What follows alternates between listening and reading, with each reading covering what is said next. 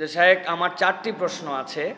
জাকাত অগ্রিম দিতে পারবো কিনা, আমার ভাই হতদরিদ্র, আমার ভাইকে জাকাত দিতে পারবো কিনা, আমি বাবার দেখভাল করি কিন্তু বাবাও খুব অসহায়, সেক্ষেত্রে বাবাকেও সেখান থেকে কিছু আমি দিতে পারবো কিনা, না বলে জাকাত দিতে পারবো কিনা, কেননা অনেককে জাকাত বলে দিলে তারা সংকোচ এবং লজ্জাবোধ করে।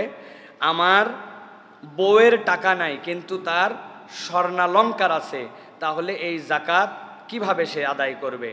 আরেকটা প্রশ্ন, জাকাতের টাকায় শাড়ি কাপড় দেওয়া যাবে কিনা। প্রিয় ভাইরা, অনেকগুলি প্রশ্ন।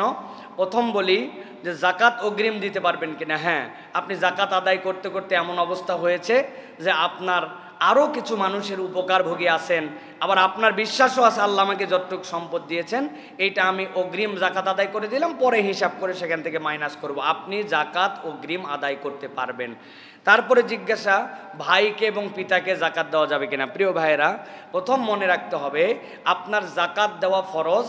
এই জাকাতের সবচেয়ে বড় হকদার হচ্ছেন আপনার নিকট আত্মীয়। ও আতিজাল কুরবা হাক্কাহু, আল্লাহ বলছেন তোমার রক্তের বন্ধনের আত্মীয় তোমার সবচেয়ে বড় হকদার। কিন্তু নিজের পিতা আর নিজের স্ত্রীকে জাকাত দেওয়া যাবে না, হারাম। বাপ আর স্ত্রী, বাপ মার স্ত্রীকে ছাড়া আপনি আপনার ভাইকে জাকাত দিতে পারবেন। আপনার ভাইকে জাকাত দিলে জাকাত দেওয়ার সওয়াব হবে, ভাইয়ের আত্মীয়তার বন্ধনের এবং আল্লাহর নির্দেশে আপনজনকে দেওয়ার এই সওয়াব হবে। অথবা আপনি আপনার ভাইকে দিতে পারবেন ইনশাল্লাহ। সাথে হচ্ছে না বলে জাকাত দিতে পারবে কিনা। হ্যাঁ, আপনি জাকাত অন্তরের ইন্টেনশন, আপনি অন্তর থেকে নিয়ত করছেন, কিন্তু ওই লোকটা জাকাতের হকদার বলে দিলে সে কষ্ট পাবে। আপনার বলার দরকার নাই, কিন্তু আপনি যদি দিয়ে দেন আপনার জাকাত ইনশাল্লাহ আদায় হয়ে যাবে। অতএব জাকাত উল্লেখ করেই কেবল জাকাত দিতে হবে এটা বিষয় নয়, শর্ত হচ্ছে যে হকদার তার কাছেই দিতে হবে, এইটুকু হচ্ছে আপনার হক। আর অন্তর থেকে আপনার ইন্টেনশন থাকতে হবে। বউয়ের স্বর্ণালঙ্কার আছে, আপনার স্ত্রী যদি স্বর্ণালঙ্কার থাকে সেটা 7.5 ভরির অতিরিক্ত যদি হয়, 52 তোলার অতিরিক্ত রূপার পরিমাণ হয়, তাহলে আপনার ওই স্বর্ণালঙ্কারের জাকাত আপনার স্ত্রীকেই দিতে হবে। আর যদি স্বর্ণালঙ্কার ব্যবহার আপনি আপনার স্ত্রীকে করতে দেন, আপনি মালিক, আপনি কিন্তু ব্যবহার করতে দিয়েছেন আপনার বউকে যে তুমি এগুলা পরো, আবার যখন লাগে আমার হচ্ছে বিক্রি টিক্রি করা লাগতে পারে, প্রয়োজন লাগতে পারে, তাহলে আপনি জাকাত দিবেন। কিন্তু সে যদি মালিক হয় তাহলে তার জাকাত চেয়ে দিবে। কোথা থেকে দিবে? তার স্বর্ণালঙ্কারের কোনো ক্ষুদ্র অংশ বিক্রি করে হলেও তাকে জাকাত দিতে হবে। আর এরকম হতে পারে স্বামী স্ত্রীর মহব্বত যদি ভালো থাকে, যে ধরো তোমার জাকাত কত আসছে, এই টাকা বউ আমি তোমাকে মালিক বানাই দিলাম, তুমি জাকাত আদায় করে দাও, তাহলে স্বামীও যদি ওইটা তাকে মালিক বানায়, সেটা যদি আদায় করে তাহলে জাকাত আদায় হয়ে যাবে ইনশাআল্লাহ।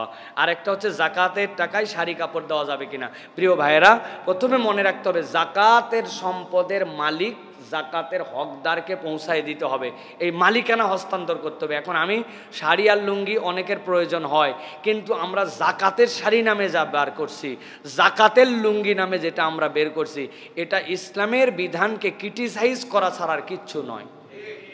এখানে জাকাতের শাড়ি লুঙ্গি পাওয়া যায়, এর মানে কি ভাই বলেন, আপনি ব্যাখ্যা করেন। এর মানে সাধারণ মানুষ পরার জন্য ভালো যেরকম আর কিছু সস্তা জিনিস পাওয়া যায়। আমি কি ভুল বলছি ভাই? তা আপনি এই ব্যাখ্যা দিয়ে ইসলামকে আপনি ক্রিটিসাইজ করার আপনাকে কে দায়িত্ব দিয়েছে? আপনি জাকাত মানে এখানে ক্রিটিসাইজের আইটেম বানাইছে। উনারা আবার নিজেদের বিরাট একটা ঘোষণা লাগায় নামের শেষে, জাকাত দাতা। আমি বলছি যারা জাকাত দাতা বলবে, আগামী থেকে তাদেরকে কেবল জাকাত দাতা বলা যাবে না, তাদের সাথে সাথে বলতে হবে যে নামাজ দাতা, রোজা দাতা, হজ দাতা। কি আল্লাহ বলছেন আকিমুস সালাহ, আপনি আপনার সালাত আদায় করতেছেন, আপনি বলছেন সালাত আদায়কারী, বা আপনি সালাত আদায়কারী কিন্তু জাকাত দাতা কেমনে হন? এখন থেকে আপনি সালাত দাতা, আপনি রোজা দাতা এবং জাকাত দাতা, তাই বলবেন আপনি। অতএব এই শাড়ি লুঙ্গি এই সিস্টেমে দিয়া আমরা জাকাতটাকে আমরা তাচ্ছিল্যের পর্যায়ে না নিয়ে যাই, বরং সাধ্যের মধ্যে কাউকে স্বাবলম্বী করে দেওয়ার জন্য আমরা চেষ্টা করি। আশা করি সংক্ষিপ্ত সময়ে আপনার প্রশ্নের উত্তর পেয়েছেন।